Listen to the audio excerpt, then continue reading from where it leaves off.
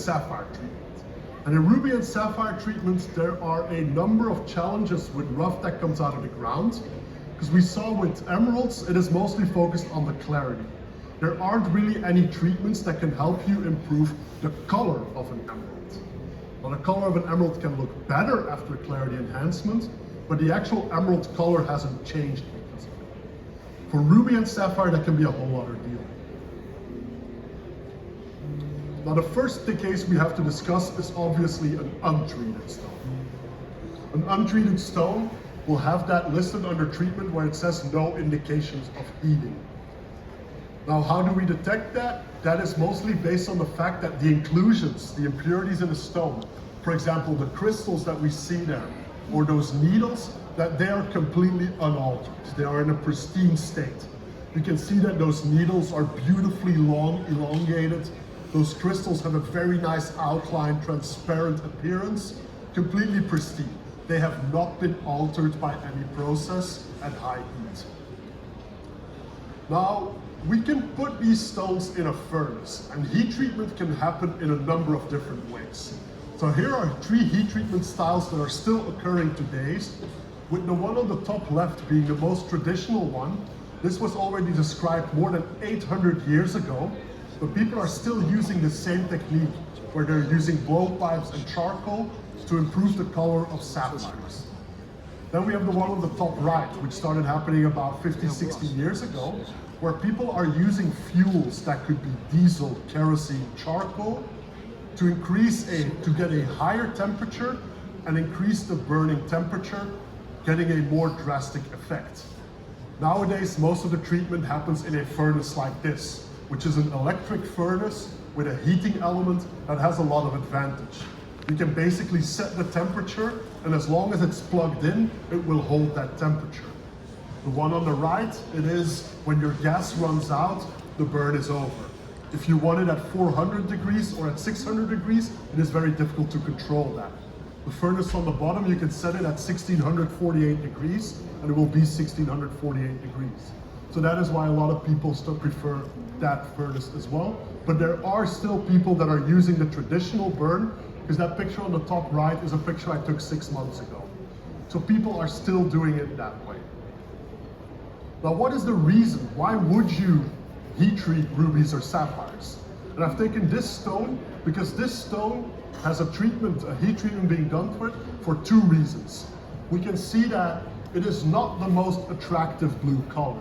There is a slight hint of blue in it, but it is not beautiful blue.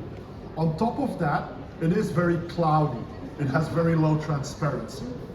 So with corundum, there's 2 challenges that we need to face.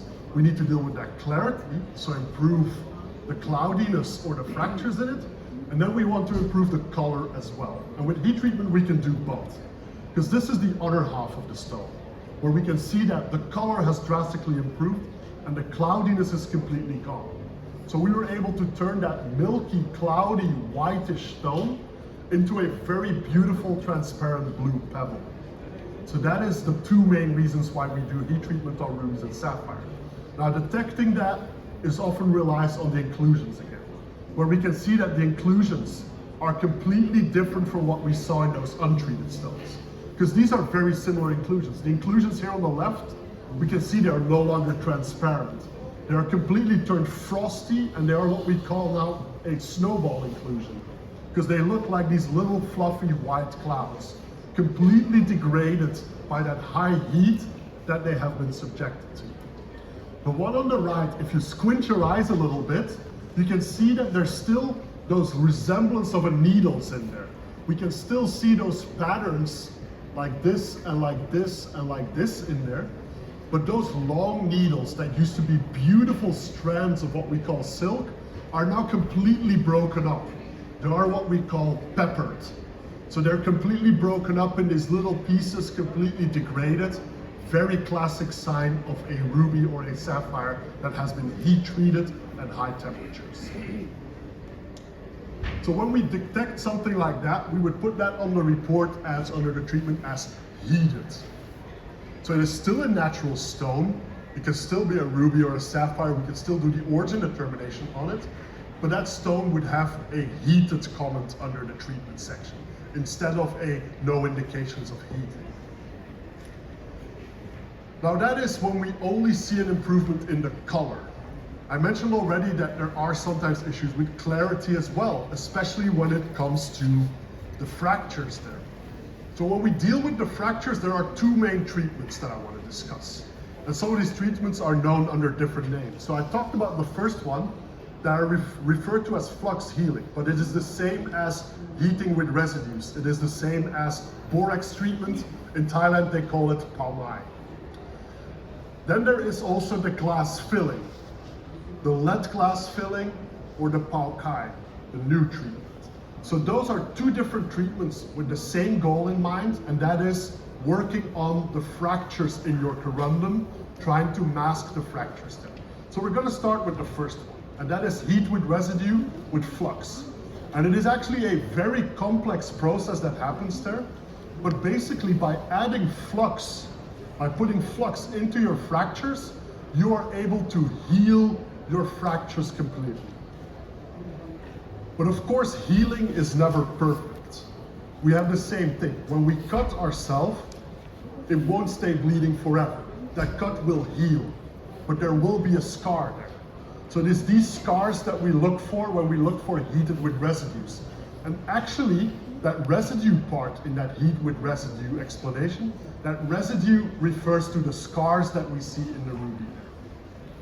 And this is what is left. So this used to be a completely open fracture. This used to be filled with air. But now you can see that there is only these droplets of flux that remain, that is the scar, but most of it is actually filled with corundum now. So it has the same hardness, it has the same durability, it has the same chemical resistance as the rest of the corundum. That is completely healed, and we are only left with that scar where that fracture used to be. Now, of course, it matters how many of these scars we see, how many of these healed fractures we see.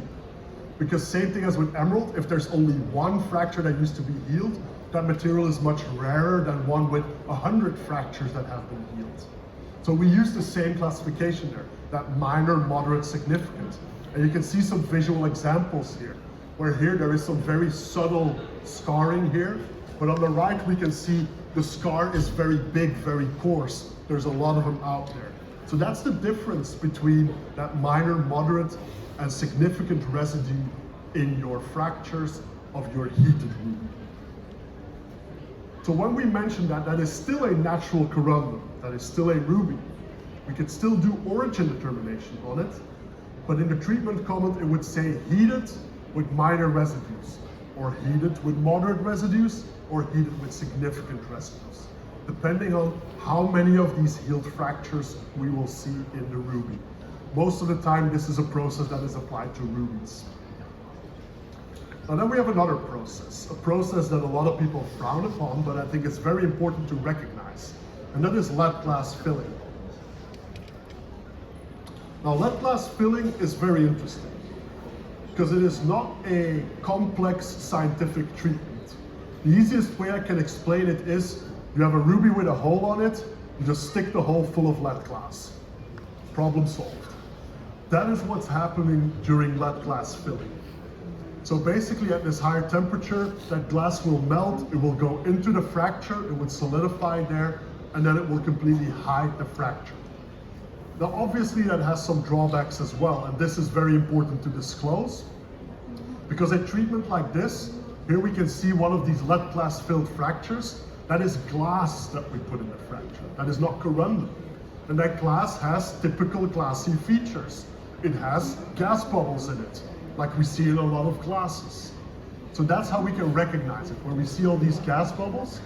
On top of that, the refractive index, the optical properties of the glass and the corundum, they're not 100% the same.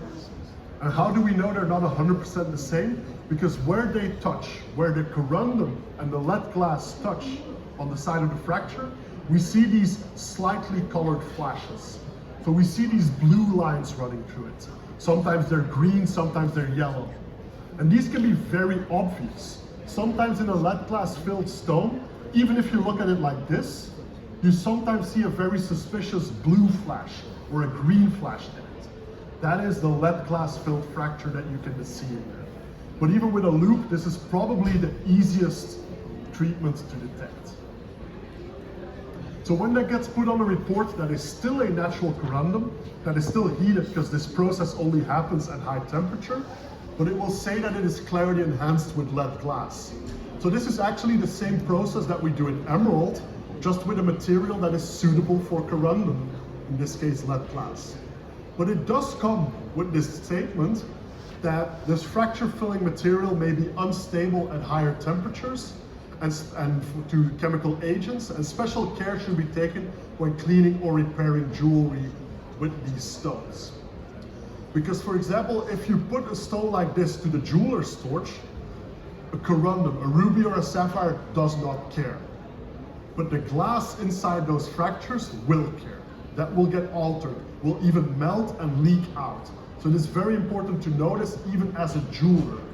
If you put this to aggressive jewelry cleaning products, which would have no effect on your corundum, on your ruby and sapphire, they can have a very big impact on the glass that is used to repair, to clarity enhance these stones.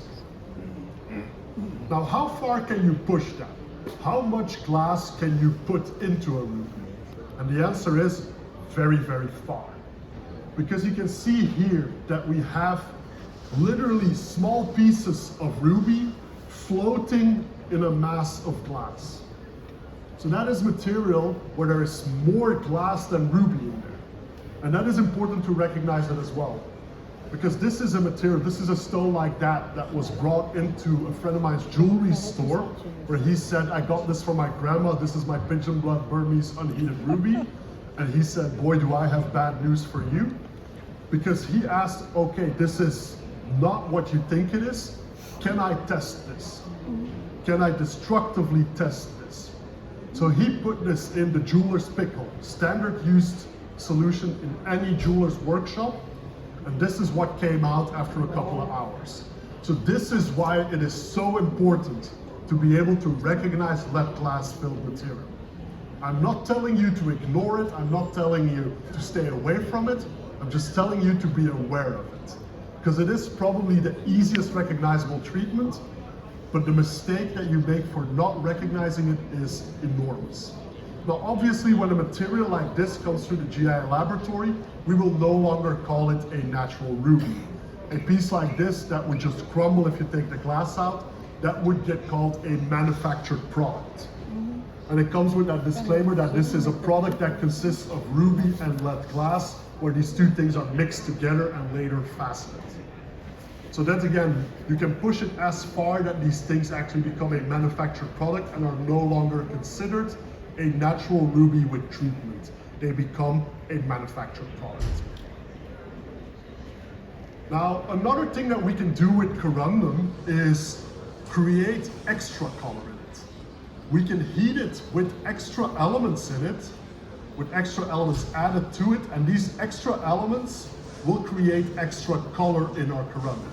I'm going to go through this very fast because we know that in blue sapphire, for example, most of the color is created by iron and titanium.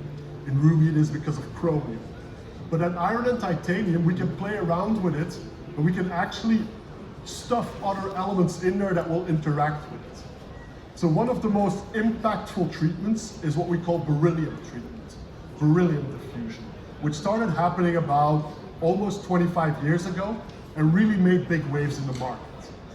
Because if you force beryllium into a corundum at high temperatures, it will turn material like this into material like this. So about 25 years ago, I wasn't in the industry yet, but all of a sudden, there was a lot of paparacha coming into the trade. So orange colors, yellow colors are very easily created by putting beryllium into your corundum. Again, nothing wrong with it as long as it is disclosed, because this treatment is stable, but a lot of the material has not been used, has not been disclosed.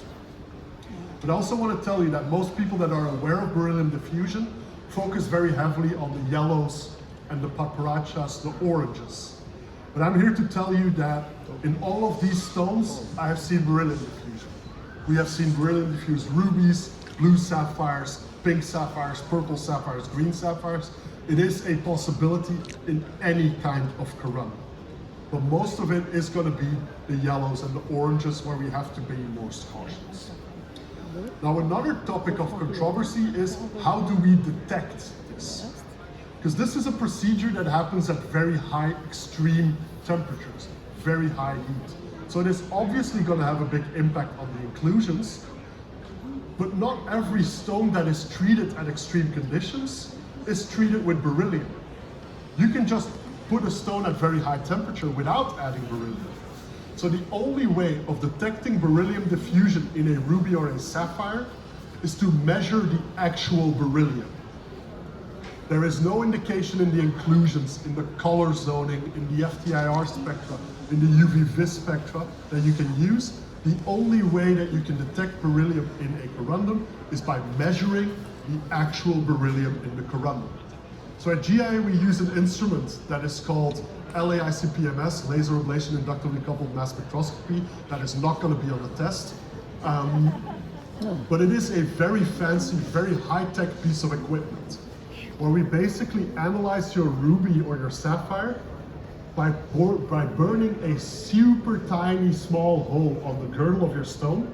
The material we burn out gets pulled through this entire big machine, and we are able to detect chemical elements down to the size of 1 part per million. Now that is the equivalent of finding a stamp on a football field. That is the equivalent of going to New York City and I give you a list of 10 people and you've got to find those 10 people in New York City. That is 1 part per million. So that is the concentrations we are able to detect. And why do we need that good of equipment? It is because 1 part per million, 2 parts per million, 3 parts per million is enough to change your corundum from completely colorless to a bright orange. So it's that little material, that little treatment that can actually have a huge impact on it. Now I saw a lot of people getting very scared when I said we burn a little hole in the kernel of your stone when we do this testing. This is what that looks like. So this is the kernel of a round sapphire that is only a 4 millimeter round, and this is the size of the burn hole. So that is thinner than a human hair that we burn out. But that material is enough for us to detect if there is beryllium in it or not. Now when we detect that, we will list that as a beryllium diffused stone. So under the treatment section it will say beryllium diffused. Once a stone has been beryllium diffused, we often cannot issue an origin on it anymore because it has been so intensely treated, it has been so mangled through the inclusions that we can no longer issue an origin there. Now that brings us to the last part, and maybe the most interesting, most controversial part for a lot of things, because I recognize some faces who were at a talk earlier this week about describing color in gemstones and basically saying why that is a terrible and very difficult idea. Despite it being a terrible thing to do and a very bad idea and very challenging, GIA needs to make an effort because there is a lot of questions about it from the trade for these specific color calls. So I'm going to explain to you now how we approach this. How do we issue a pigeon's blood call on a ruby? How do we issue a royal blue call on a sapphire? So this has nothing to do with treatment. These are special color terms that the trade thinks are important. So the first thing I want to discuss is when we look at the color of gemstones, it is important to do that in a neutral lighting environment. I am wearing the worst suit ever to grade blue sapphires because everything right now is going to look 10% better. If you wear a red jacket while you're grading rubies, your grading is going to be useless because they're all going to look better. That is why a neutral background, a neutral environment is very important. That is why in laboratories, almost everyone uses one of these standard gray boxes where the backgrounds, the sides are all the same color. That is why your tray where you grade stones is a neutral white and it is not pink or blue or purple because it would just skew the color of it completely. The second thing is we want to look at it in consistent light. I think a lot of us are familiar with it. If we look at the same stone in the light here inside or outside, it's going to be completely different. If I look at the same stone in Hong Kong or in Paris, it is gonna look different. If I look at the same stone in the morning outside or in the evening outside, it is gonna look different. Now obviously that is a complexity that we cannot navigate. We cannot simulate that in the lab, so we choose, this is where we set our benchmark. This is the standard environment we use, and we know that that doesn't always translate exactly to where you see gemstones in the wild. This is not how we look at stones in the show, this is not how you sell gemstones. But it is a very convenient, practical alternative to look at color. Now when we look at pigeon's blood, there are a couple of things that we require. So in theory, it needs a pure red intense color, and it needs strong fluorescence under long wave UV. Another point is, it is not relevant what the origin is. Pigeon's blood has nothing to do with where a stone comes from. It is 2025, it is about time we get rid of gemstone racism. We're not doing that anymore. If a stone comes from Burma, if a stone comes from Thailand, if I walk outside here and I dig a hole in Victoria Park in Hong Kong and I find a ruby with this color, we will call it pigeon blood. The other thing is that treatment is not really an issue. A heated stone can be pigeon blood. A stone heated with residue can be pigeon blood. Now when a stone gets glass filled, it no longer qualifies for a pigeon blood. When a stone is diffused, it no longer qualifies for this terminology. But a heated stone, a stone heated with residues, is no problem. Also, the cut is irrelevant. Clarity and cut is not a thing. This is a color thing, not a cut or clarity thing. So how do we confirm this? We check this with master stones. So we have a set of stones where we can compare your stone that comes into the lab. So we put that in that standard box I showed you, and we can compare. If it is lighter than this stone, it is no longer pigeon blood. And if it is darker than this stone, it is no longer pigeon blood. If it is more purple than this stone, it is no longer pigeon blood. If it is more orange than this stone, it is no longer pigeon blood. And now I'm gonna do something crazy that I'm gonna trust all of you. And why do I trust all of you? Because you're all smart people. I'm gonna show you the master stones that GIA uses. And everyone's gonna promise me that they're not taking a picture of it, because you guys are all smart enough that you will be taking a picture of a picture of a picture on a terrible screen that will have zero value for you. So if you take a picture of it and I see you use it to compare a stone to, I will come and find you and you will get a good scolding. I'll keep it simple. So these are the master stones that GIA uses. So the first requirements we've got to check is, does it have a pure red intense color? And the lighting's not great here, but I think we can all agree those two stones on that side, they get a little bit of purple. They're still beautiful, but these stones are disqualified because they don't match that pure red intense color. Now then we also need that strong fluorescence.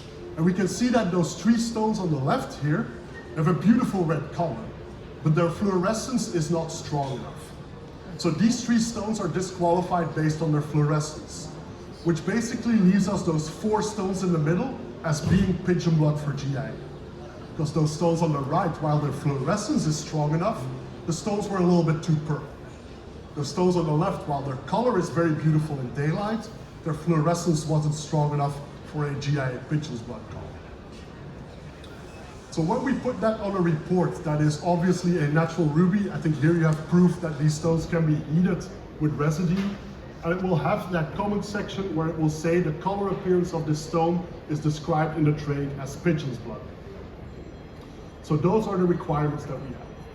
Now if we look at royal blue for sapphire, what we require for royal blue is that it needs a pure, rich blue color faced up, with an even distribution when we face it up. Because there's a lot of sapphire experts in the audience here, and I think you all know that color zoning in sapphire is a very common thing. If you flip a sapphire upside down, you very often see white bands running through it. Now the important thing is that when you look at it face up, because that is how we look at gemstones, it needs to be a consistent color. You can flip it around and it can have the biggest blue bands, colorless bands running through it. If it faces up an even blue, it is the right color.